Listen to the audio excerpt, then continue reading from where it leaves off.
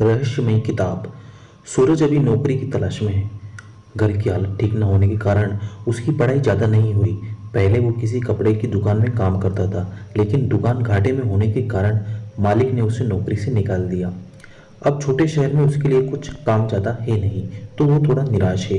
एक शाम घर वापस जाते वक्त उसे झाड़ियों में एक किताब दिखाई देती है।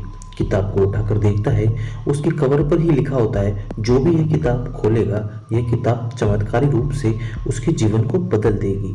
सूरज को यह पहले तो यकीन नहीं होता, लेकिन फिर वो उसे घर ले जाता है। घर पर ले जाकर वो किताब को खोल के पढ़ना शुरू करता है। किताब में लिखा होता है, आप गरीबी से परेशान हैं, अमीर बन सकते हैं, और उसे एक लॉटरी के टिकट का नंबर लिखा मिलता है। सूरज लॉटरी की टिकट लेने जाता है। थोड़ा ढूंढने के बाद उसे उस नंबर की टिकट मिल जाती है और उसकी 1 करोड़ की लॉटरी लग जाती है।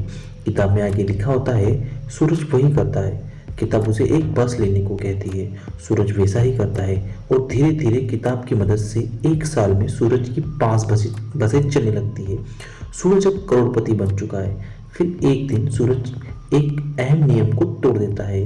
किताब की शर्त थी कि उसे रोज एक बार खोल के पढ़ा जाए। सूरज पैसों के नशे में एक दिन किताब खोलना भूल जाता है। फिर जब उसके अगले दिन सूरज किताब खोलता है तो किताब की शर्त न मानने की वजह से किताब उसे दंड स्वरूप उसकी आधी दौलत दान करने को कहती है। वो भी 2 दिन के भीतर। सूरज को लालच आ जाता है, वो किताब की बात नहीं मानता। उसकी बात ना मानने पर किताब उसे आखिरी चेतावनी देती है और लिखती है, अगर उसने नहीं किया तो उसकी सारी दौलत बहुत जल्द खत्म हो जाएगी। सूरज को अब गुस्सा आता है। वो किताब को लेकर फिर जंगल में झाड़ियों में फेंक देता है और सोचता है कि अगर वो ठीक से काम करेगा तो ऐसा कुछ नहीं होगा। लेकिन सूरज जो सोचता है ऐसा कुछ नहीं होता। उसकी एक बस किसी बड़े नेता के घर की दीवार तोड़ देती है।